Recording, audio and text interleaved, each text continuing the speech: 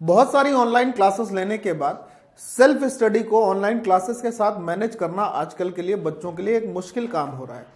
तो उसी मुश्किल को आपकी मैं सॉल्व करने के लिए इस वीडियो को लेकर आया हूं। आपको इस वीडियो के अंत तक बने रहना है और बिल्कुल आसान ढंग से, आसान शब्दों के साथ मैं आपको ये समझा दूंगा कि आप ऑनलाइन स्टडीज के साथ साथ अपनी सेल्फ स्टडीज को कैसे मजबूत कर सकते हैं। तो उसके लिए आपको क्या क्या करना है। सर्वप्रथम हम लोग बात कर लेंगे, सबसे पहली शुरुआत जो करेंगे हम लोग बात कर लेंगे सेल्फ स्टडी। यानी सेल्फ स्टडी अगर करनी है, स्वयं से अपने आप को खुद शिक्षित करना है।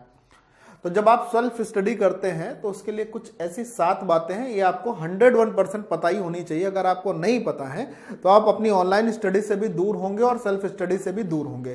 तो आप ऑनलाइन और सेल्फ स्टडी दोनों के लिए इन बातों का महत्वपूर्ण जो जितना इंपॉर्टेंस है उसको आप देखिए, समझिए और चलते हैं अगली स्लाइड की तरफ।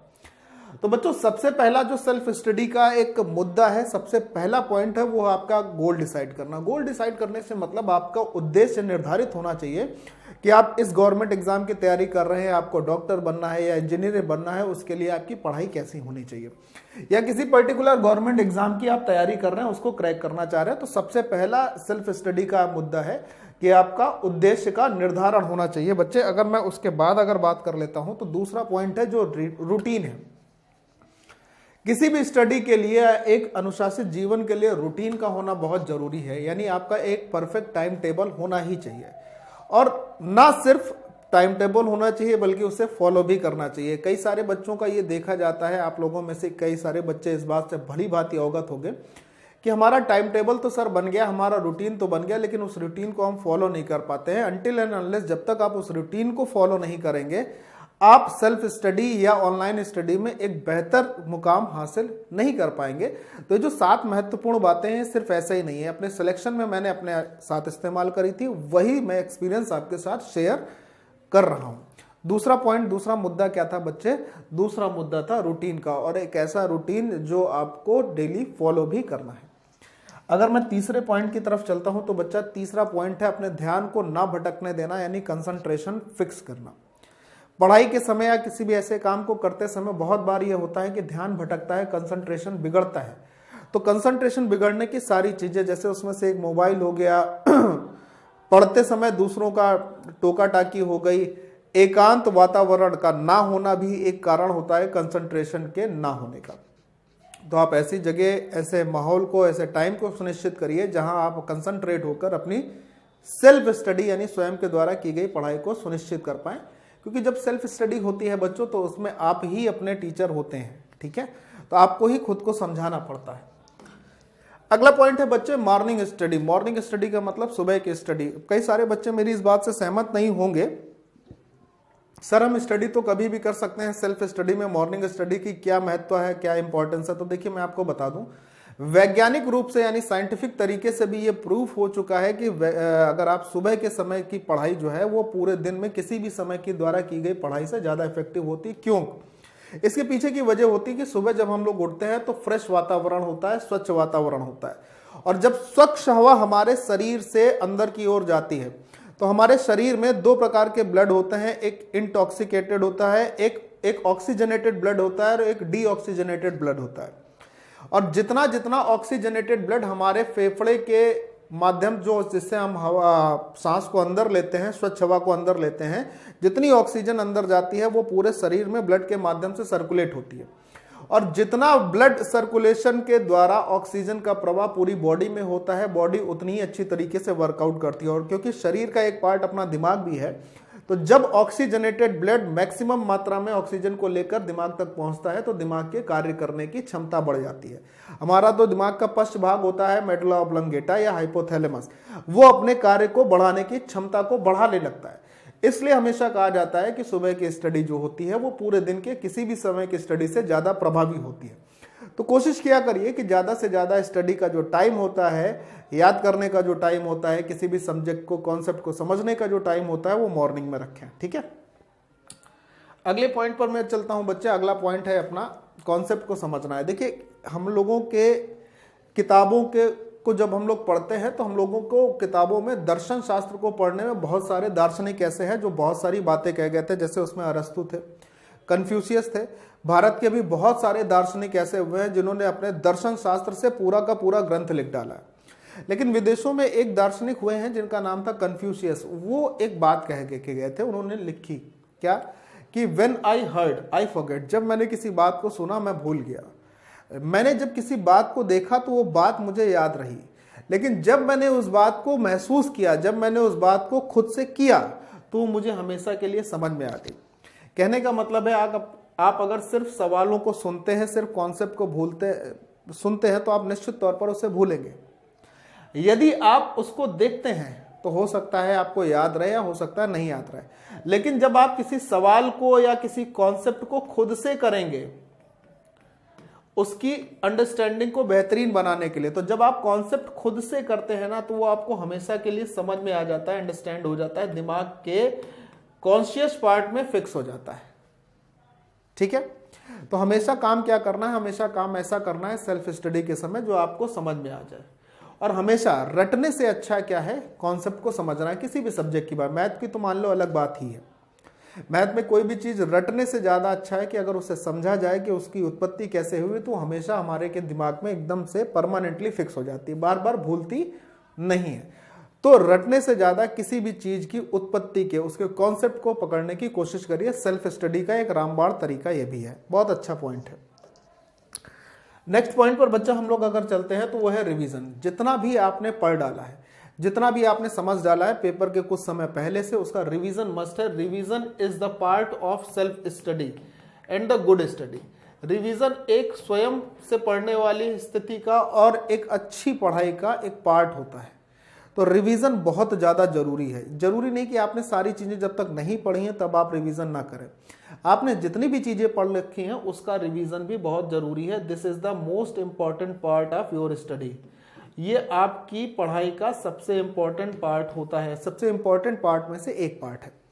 और सबसे आखिरी में बच्चा हम लोग आते हैं मॉक टेस्ट पे, यानी प्रैक्टिस पे। जितना भी आपने पढ़ रखा है उसको आपकी परख, जो आपको खुद को संवारने के लिए काम आती है, वो मॉक टेस्ट कहलाती है। आपने क्या पढ़ रखा है, उस जो भी आपने पढ़ रखा है, अब उसको देखने का समय है कि जो आपने पढ़ रखा है उसमें आप कितना एग्जीक्यूशन दे पा रहे हैं, कितना इंप्लीमेंट कर पा रहे हैं। तो ये सारी चीजें जो हैं, ये सारे कुछ पॉइंट थे जो सेल्फ स्टडी को मजबूत करते हैं। लेकिन अब भी हमारा प्रश्न जो शुरुआत में था वो अभी भी वैसा ही है कि सर कोचिंग के बाद सेल्फ स्टडी कैसे कर सकते हैं। बच्चों बहुत ध्यान से समझिएगा, आज की दुनिया में जो कोचिंग है लगभग ऑनलाइन कोचिंग है, ऑनलाइन संस्थाएं हैं जिसमें बच्चा ऑनलाइन घंटों के हिसाब से लैपटॉप पे और मोबाइल पर पढ़ता है। अब उसको पढ़ने का सही तरीका क्या है, क्योंकि बहुत सारे बच्चों को अभी भी ये बात पता नहीं है कि ऑनलाइन स्टडी के बाद खुद के सेल्फ स्टडी को मैनेज कैसे करना है। बात सुनिएगा। मान लीजिए कि मोटे मोटे तौर पर ये मान के चलता हूं कि आप किसी कॉम्पिटिटिव एग्जाम की तैयारी कर रहे हैं जिसमें ये मेन सब्जेक्ट हैं, जो 4 सब्जेक्ट आपसे पूछे जाते हैं, जिसमें मैथ है, रीजनिंग है, किसी में इंग्लिश होती है, किसी में साइंस होती है और जीके जीएस के सब्जेक्ट है। बच्चा क्या करता है, बच्चा पहले 2 घंटे की मान लीजिए मैथ की ऑनलाइन क्लास लेता है, फिर उसे 2.5 घंटे इसमें पढ़ता है, फिर वो रीजनिंग की 1 घंटे की क्लास लेता है, 1 घंटा उसको वापस देता है। कुछ बच्चे देते भी हैं सेल्फ स्टडी में, कुछ सिर्फ ऑनलाइन क्लास करके उसको खत्म मान लेते हैं। ये मानते हैं कि हमें सब कुछ आ चुका है। सच्चाई ये कहती है ऐसा नहीं है। आगे बढ़ते हैं तो मान लीजिए आपने साइंस की 1 घंटे की क्लास की और उसका 1.5 घंटे खुद से रिवीजन किया या नोट्स बनाए। आपने 1 घंटे जीके जीएस की क्लास करी और खुद से उसका 2 घंटे का रिवीजन किया। अगर आप ऐसे समय देखेंगे तो इस समय बहुत हो जाएगा। तो 2, 1, 3, 1, 4 और 1, 5 घंटे तो यहाँ हो जाते हैं। और बाकी अगर बात करें तो 2.5, 1.5, 4, 2, 6 और 1, 7 घंटे ये हो जाते हैं, यानी 7 और 5, 12 घंटे हो जाते हैं। और अगर आप भी इसी रूटीन को फॉलो कर रहे हैं तो ये बिल्कुल गलत तरीका है। आपको बिल्कुल भी ऐसे फॉलो नहीं करना है। आप किसी भी एग्जाम की अगर तैयारी कर रहे हैं तो उसके सारे के सारे सब्जेक्ट एक दिन में पढ़ने की बिल्कुल भी कोशिश मत करिए, नहीं तो आप अपनी ऑनलाइन स्टडी और सेल्फ स्टडी को एक साथ कभी भी सही से नहीं कर पाएंगे। ना ऑनलाइन स्टडी सही हो पाएगी, ना सेल्फ स्टडी सही हो पाएगी। और दोनों एक दूसरे के पूरक हैं, दोनों एक दूसरे से मिलकर एक बच्चे को सफलता के शिखर पर पहुंचाते हैं। तो बच्चा सही तरीका क्या है, आप इनमें से किसी भी 2 सब्जेक्ट को पकड़िए, किसी भी 2 सब्जेक्ट को डेली। मान लीजिए आपने मैथ की क्लास, ऑनलाइन जो क्लास है मैथ की, उसको 1 घंटे किया। अब मैथ की 1 घंटे की ऑनलाइन क्लास करने के बाद खुद से सेल्फ उसका रिटन में, रिटन का मतलब खुद से नोट्स बनाते हुए अगर आप उसको प्रिपेयर करेंगे, क्योंकि सेल्फ स्टडी में आपका फोन बंद होना चाहिए और जो आपने पढ़ा है वो खुद से आप नोट्स बना रहे हैं बिना देखे। तो इसका 2 फायदा होगा कि आपका रिवीजन हो जाएगा और आपके कॉन्शियस माइंड में वो सारी चीजें रिकॉल होकर आएंगी जो आपने अभी पढ़ी थी। मान लीजिए इसमें आपको पढ़ने में 2 घंटे हो गया खुद से, क्योंकि जब आप कुछ काम करते हैं तो समय ज्यादा लगता है, लेकिन वो काम परमानेंट हो जाता है अपेक्षाकृत देखने या सुनने की अपेक्षा। एक सब्जेक्ट आपने ये पढ़ा, मान लीजिए दूसरा सब्जेक्ट आपने मैथ के साथ जीके एंड जीएस ले लिया, एक थोड़ा हार्ड सब्जेक्ट, एक थोड़ा light subject. GK and GS की 1 घंटे की क्लास ली, इसका जब खुद से आप रिवीजन करेंगे, खुद से आप नोट्स बनाएंगे, यानी खुद की सेल्फ स्टडी करेंगे, तो देखिए जब चीजें नोट्स बनाने वाली होती हैं तो सेल्फ स्टडी में 101% इसमें टाइम लगता है। 1 घंटे की इस क्लास के लिए आपको कम से कम 1.5 घंटे का समय लगेगा नोट्स को बनाने में। तो एक दिन में 2 सब्जेक्ट इनफ है, इससे ज्यादा की आपको जरूरत नहीं है। 1 1 2 2 2 4 4 1 5 5.5 घंटे, यानी अगर बच्चे आप अपनी ऑनलाइन स्टडी के साथ सेल्फ स्टडी को प्रतिदिन कम से कम 5 से 6 घंटे दे सकते हैं, तो मैं गारंटी से लिख कर दे रहा हूं कि कोई भी ऐसा एग्जाम नहीं है सिविल सर्विसेज को छोड़कर कि आप उसे 1 डे एग्जाम जो आप उसे क्रैक ना कर पाए। 5 से 6 घंटे पढ़ाई करना मोर देन सफिशिएंट होता है।